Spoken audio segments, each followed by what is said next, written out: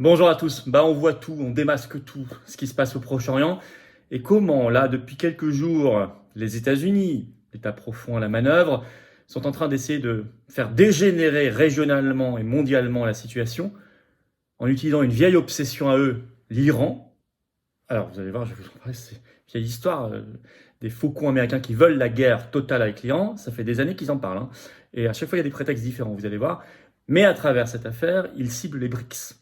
Et pourquoi maintenant? Parce que le 1er janvier 2024, l'Iran et d'autres pays rejoignent officiellement les BRICS. Brésil, Russie, Inde, Chine, Afrique du Sud, etc. Le contre-monde. Alors, on voit la situation au Proche-Orient comme on l'avait analysé dès la toute première vidéo sur cette affaire, après le 7 octobre, qui est en train de méchamment dégénérer. C'est tellement visible comme manœuvre américaine que même la France de Macron prend ses distances, et d'autres pays, l'Italie, l'Espagne, etc., vous allez voir, c'est dire. Si même le petit toutou Macron arrive un peu à prendre ses distances, c'est que l'heure est grave. Bon, je vais vous expliquer tout ça dans cette vidéo, comment les États-Unis sont démasqués dans leur plan de faire dégénérer le conflit du Proche-Orient pour cibler les BRICS, au risque d'une troisième guerre mondiale, bien évidemment. Le but de prévenir, c'est de l'éviter. C'est pas du tout une vidéo catastrophiste, c'est une vidéo pour défendre la paix. Vous allez voir qu'il y a plein de propositions concrètes et pour alerter. Je suis persuadé que plus les gens sont au courant, plus on évite ces scénarios noirs et catastrophes. Donc n'hésitez pas à la partager, n'hésitez pas à relayer, n'hésitez pas pour cela à vous abonner ou réabonner à cette chaîne YouTube en cliquant sur s'abonner en dessous. C'est un petit clic, c'est gratuit. Vous êtes abonné ou réabonné à la chaîne si vous avez été désabonné, vérifiez. C'est pas mal à faire pour la toute fin d'année. C'est vraiment, ça aide énormément la chaîne. Voilà, plus vous êtes abonné à la chaîne, plus YouTube va mieux recommander les vidéos. On va aller toucher de nouveaux internautes qui ne nous connaissent pas forcément, donc c'est tout à fait formidable. Prochaine manif nationale, Liberté et Frexit, très important, samedi 13 janvier, Paris, rendez-vous 14h, je vous donnerai le lieu précis, mais enfin vous réservez déjà, c'est ouvert à tous, adhérents comme non-adhérents, bien évidemment, tout le monde est le bienvenu, et n'oubliez pas notre pétition nationale pour soutenir les paysans français qui sont en lutte et qui vont reprendre le 1er janvier, elle est en lien sous la vidéo en description. On y va. Est-ce que l'Iran est le prochain dans le viseur de l'État profond américain ?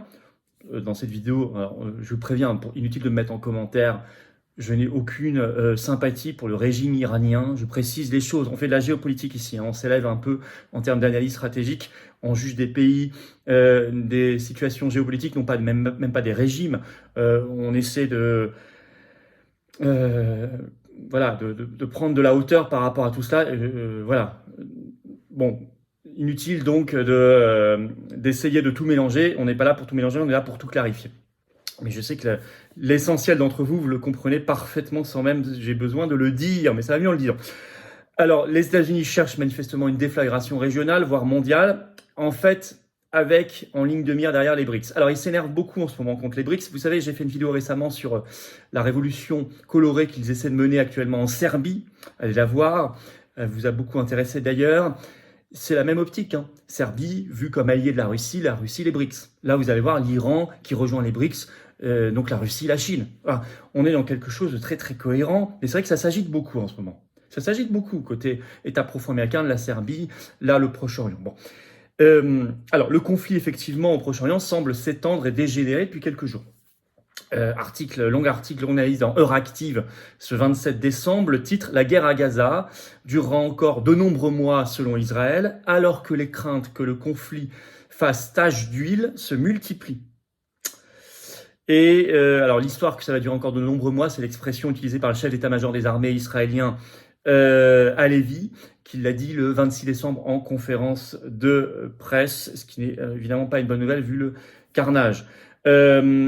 Alors, dans l'article de Euractiv, il parle, je cite, d'une propagation du conflit pour l'interrogation. Je cite toujours, de plus en plus de signes indiquent que le conflit est en train de s'étendre à d'autres zones de la région. Allez voir ma toute première vidéo, juste après le 7 octobre, sur cette affaire. Et j'avais dit, l'État profond américain va faire pression pour que ça fasse tache d'huile et que ça s'étende. Bon, on arrive fin décembre, ça s'enclenche. Et le calendrier n'y est pas pour rien. Encore une fois, c'est très important ce qui va se passer pour les BRICS le 1er janvier 2024. Alors, nous avons cette affaire des Houthis. Au Yémen, les Houthis ont tiré le 26 décembre, alors selon Washington, un missile contre un navire commercial en mer Rouge. Il y a l'enjeu de la mer Rouge en ce moment. Ils tirent également des drones. Alors, il y a des ripostes en face, notamment des navires américains. Ça a commencé en octobre, intensification depuis mi-novembre. En réponse, les Houthis disent à l'attaque contre Gaza. Le 25 décembre, une frappe israélienne en Syrie a, elle, tué un haut responsable du corps iranien des gardiens de la révolution islamique. Le 26 décembre, Israël a accusé par ailleurs le Hezbollah libanais de tirer des missiles anti-chars. Donc là, on parle du nord, sachant que quand ils accusent le Hezbollah, en fait, ils accusent l'Iran derrière. Et même plus loin, plus éloigné dans la géographie, en Inde, le 26 décembre, une explosion près de l'ambassade d'Israël a eu lieu à New Delhi. L'Inde, ça doit vous faire tilt tout de suite, BRICS, le I de BRICS, c'est l'Inde. Bon, donc on est vraiment dans ce contexte-là. Alors Israël d'ailleurs l'annonce, dit que ça s'étend, le théorise et se coordonne pour cela avec les États-Unis. Je vais vous lire un extrait de Réactive. Écoutez bien.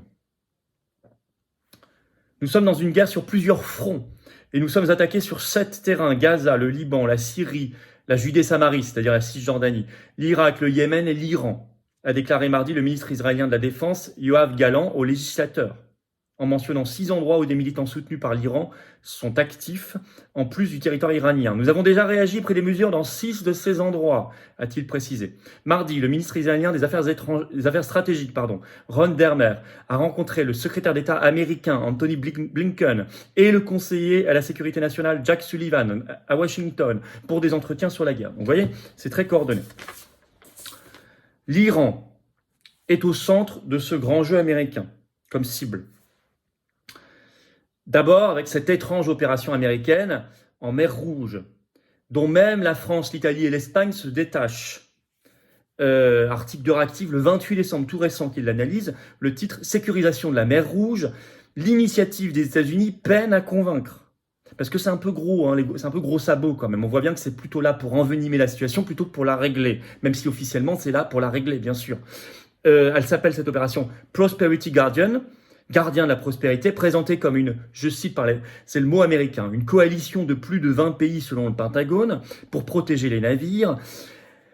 Alors, par où passe 12% quand même, mer Rouge du commerce mondial. Alors, ils ont dit, le Pentagone dit, c'est une coalition de plus de 20 pays, mais Euractiv note que jusqu'ici, ils n'ont été capables de donner le nom que de 12 pays, donc pas 20. 12 pays intéressés par ce projet. Par ailleurs, Euractiv note une prise de distance par l'Italie et par l'Espagne. Et en fait, ça cafouille complètement. Je vais vous lire un extrait de l'article avec même la France. Bien que la Grande-Bretagne, la Grèce et d'autres pays aient publiquement soutenu l'opération américaine, plusieurs pays mentionnés dans l'annonce des États-Unis se sont empressés de dire qu'ils n'étaient pas directement impliqués dans l'initiative. Le ministère italien de la Défense a déclaré qu'il enverrait un navire en mer Rouge à la demande d'armateurs italiens et non dans le cadre de l'opération américaine. La France a quant à elle déclaré qu'elle soutenait les efforts visant à garantir la libre navigation en mer Rouge, mais que ces navires resteraient sous commandement français. L'Espagne a pour sa part indiqué qu'elle ne participerait pas à l'opération et qu'elle s'opposait à ce que la mission anti-piraterie de l'UE à l'Atalanta soit utilisée pour protéger les navires de la mer Rouge. Mercredi, le Premier ministre Pedro Sanchez a toutefois déclaré qu'il était prêt à envisager la création d'une autre mission pour s'attaquer au problème. L'Arabie Saoudite et les Émirats Arabes Unis ont précédemment déclaré qu'ils n'étaient pas, eux, de l'opération. Bon, donc ça cafouille sérieusement. Bon, les États-Unis disent on vise les Houthis, et en fait, ils disent derrière c'est l'Iran dément. Bon, en tout cas, on voit bien que c'est ce pays qui est dans le viseur. Dans toute la rhétorique israélienne, c'est l'Iran aussi. Et c'est tombé ce 28 décembre, dépêche AFP, le titre « Iran, Washington, Paris, Berlin et Londres condamnent l'accélération de l'enrichissement d'uranium, de la production d'uranium enrichi ». En effet, 2 jours, dit l'AFP, repris par le Figaro, 2 jours après, un nouveau rapport de l'Agence internationale de l'énergie atomique, l'AIEA, quant à la production iranienne. Donc on voit qu'on réenclenche cette rhétorique qui est réenclenchée. Vous reprenez les articles sur les mises en garde, sur l'enrichissement de l'uranium, la production d'uranium enrichi en Iran. Honnêtement, vous avez des articles qui tombent avec la précision d'une horloge suisse, je dirais pas tous les ans, mais quasiment. Et depuis, cherchez, 15 ans, non, 20 ans, non, plus. Vous verrez, vous verrez. Et à chaque fois, même il y a 20 ans, on vous dit ils sont au bord de. Il y a 15 ans, ils sont au bord de. Il y a 10 ans, ils sont au bord de. Il y a 2 ans, ils sont au bord de. Là, ils sont au bord de. Voilà. Alors, mais c'est une vieille obsession. Les États-Unis réutilisent une vieille obsession de l'État profond qui est la guerre contre l'Iran, avec derrière, bien sûr, la Russie, la Chine, tout ça. Par exemple, c'est toujours en ligne. Le Figaro, 22 avril 2008, il y a plus de 15 ans. Le titre « Hillary Clinton menace de rayer l'Iran de la carte ». C'était son expression. Hillary Clinton. J'en ai plein des articles, vous les trouverez, même plus vieux que 2008. En fait, c'est une vieille obsession qui cherche à réactiver depuis toujours. Il y a des faucons là-bas qui veulent la guerre et qui la demandent. Et ils sentent... et en fait, ça s'est réaccéléré depuis qu'ils savent que l'Iran va rejoindre les BRICS, avec derrière la Russie et la Chine qui sont en réalité visées. Il réactive même cette expression d'axe du mal. Alors ça a été bien noté par un journal canadien, le journal de Montréal. C'est un article qui date du 8 avril 2023, mais qui avait tout vu. Je cite, « Aux États-Unis, c'est le retour de l'axe du mal ». Expression qui avait été sortie publiquement par Bush Jr. quand il était président des États-Unis dans son discours sur l'état de l'Union en janvier 2002. À l'époque, c'était 3 pays, l'Iran, la Corée du Nord et l'Irak. L'Irak, ensuite, il y a eu la guerre de 2003 avec les fake news, les fausses informations. Bon, vous savez tout ça. Maintenant, l'axe du mal, c'est toujours 3 pays. Ça a été réactivé dans la diplomatie, dans les éléments de langage américains, là en 2023, avant même le 7 octobre. Et c'est toujours 3 pays, c'est plus les mêmes, sauf un, l'Iran, mais maintenant c'est Russie et Chine. Iran, Russie, Chine, et c'est toujours l'axe du mal. Je vous cite un extrait de cette analyse intéressante du journal canadien. Alors le journaliste parle de lui à première personne. C'est ce que m'a rappelé la récente comparution de Mark Milley, le chef d'état-major américain interarmé, devant une commission de la Chambre des représentants. La Chine, la Russie et l'Iran vont constituer un problème pour les États-Unis pendant de nombreuses années à venir, a-t-il affirmé, parce que les 3 travaillent de plus en plus étroitement ensemble. Un seul démon de la promotion initiale, l'Iran, promotion de 2002, l'axe du mal, est passé à la 2e mouture de l'axe du mal. L'Irak, sans Saddam Hussein, ne représente plus le même risque, alors que la Corée du Nord a été écartée du trio, possiblement parce que la petite dictature stalinienne, tout en continuant d'irriter les Américains, ne semble rester que cela, pour l'instant, une source d'irritation. Et vous voyez qu'on là, c'est un article d'avril 2023, on est avant le 7 octobre. Donc, il y a toujours de nouveaux prétextes. Alors, ce qui fait que les États-Unis ne cessent d'augmenter fortement leur budget militaire, qui va être de 842 milliards de dollars pour 2024, c'est ce qu'a décidé le Congrès. Rappelons qu'il était à 801 milliards en 2021, donc il augmente très vite. Selon un journal belge, l'Echo, article du 16 mars 2022, au tout début de la guerre d'Ukraine, dans le contexte donc de la guerre d'Ukraine, on parlait déjà aussi, le titre c'est « Le nouvel axe du mal ». Donc vous voyez, c'est réactivé selon les contextes, on le réutilise. Le Figaro, 13 septembre 2023, donc avant le 7 octobre, les attaques en Israël. À l'occasion, juste après le sommet des BRICS, le titre « Les bonnes recettes du nouvel axe du mal ». Donc c'est vraiment quelque chose qui est assumé d'être réactivé. Récemment, je l'ai vu en direct, je regarde jamais la télé, mais là, je suis tombé dessus. LCI, l'après-midi du 24 décembre, il y avait un bandeau à l'écran pendant tout un débat, le titre, je l'ai noté, l'Iran au centre de l'axe du mal, pour l'interrogation. Donc vous voyez, là c'est lié, soi-disant, à ce qui se passe en Israël depuis le 7 octobre. En mars 2022, c'était lié à l'Ukraine-Russie. En septembre 2023, c'était lié aux BRICS. Déjà en 2002, mais c'était lié à l'Irak et à la Corée du Nord. Bon. En 2008, Hillary Clinton, il fallait rayer l'Iran de la carte, etc. Donc pourquoi ? Parce que l'Iran rejoint bientôt officiellement les BRICS. Dépêche AFP, je vous le rappelle, le 24 août 2023, le titre « Les BRICS intègrent 6 nouveaux membres en 2024, l'Iran, l'Argentine, l'Égypte, l'Éthiopie, l'Arabie Saoudite et les Émirats Arabes Unis ». Et ça a lieu le 1er janvier prochain, le 1er janvier 2024. Voilà. Et clairement, là-dessus, il y a une alliance États-Unis-Israël. Donc, en conclusion, nous n'allons pas dans la bonne voie. Ce n'est pas parce qu'on n'a pas de sympathie du tout pour le régime iranien que penser faire ça est une bonne solution. C'est idiot, c'est contre-productif. Bien sûr, ça va créer des foyers de terrorisme et de radicalisation partout, bien au-delà de l'Iran. Et c'est par ailleurs extrêmement dangereux, c'est un embrasement régional, voire mondial. Parce que ce n'est pas l'Iran qui est premièrement visé, c'est la Russie et la Chine derrière, évidemment. Et donc il ne faut pas être naïf sur les prétextes. C'est une vieille histoire, cette affaire américaine, mais là qui est réactivée et qui est dangereuse dans le contexte actuel. Certains faucons, certains fous veulent l'embrasement régional et mondial, veulent la Troisième Guerre mondiale, je vous l'ai toujours dit. Ne croyez pas que c'est abandonné. La France doit se retirer de ce jeu.